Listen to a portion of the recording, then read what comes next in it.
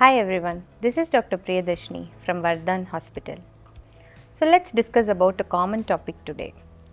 So all the antenatals, when you visit your gynecologist, they would stress on monitoring your blood pressure every visit.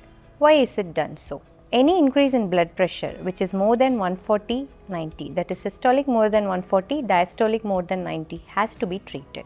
Why it has to be treated? Because blood pressure in pregnancy can adversely affect the baby as well as the mother. So what are the signs or symptoms which can tell you that you may develop BP? There are actually two types. One is either you can have a pre-existing hypertension or you can develop gestational hypertension, which usually develops after pregnancy, mostly after 20 weeks of gestation. If you're having a pre-existing hypertension, it is better you consult your doctor before and keep your medications, see that your blood pressure is under control before planning for a pregnancy. If your blood pressure develops after 20 weeks of pregnancy, it is called as gestational hypertension. You will need diet, exercise and medications for it because it can cause complications. For the baby, it can cause a reduced amniotic fluid volume, which is otherwise called as oligohydramnios.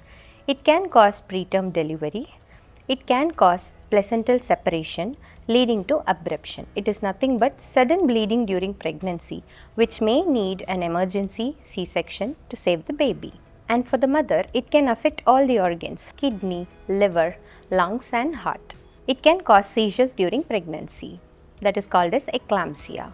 In order to avoid all these complications, you can recognize certain signs during pregnancy, which is you can have swelling of legs, any puffiness over the face, decreased urine output. Usually you will have increased urine output during pregnancy, but if there is a decreased urine output, headache, sudden nausea or epigastric pain, blurring of vision, please visit your doctor and check your BP first. It may be high. Swelling of legs is normal during pregnancy, but sudden increase in swelling of legs which doesn't go back, it has to be evaluated. So what do I do if my BP is more than 140/90?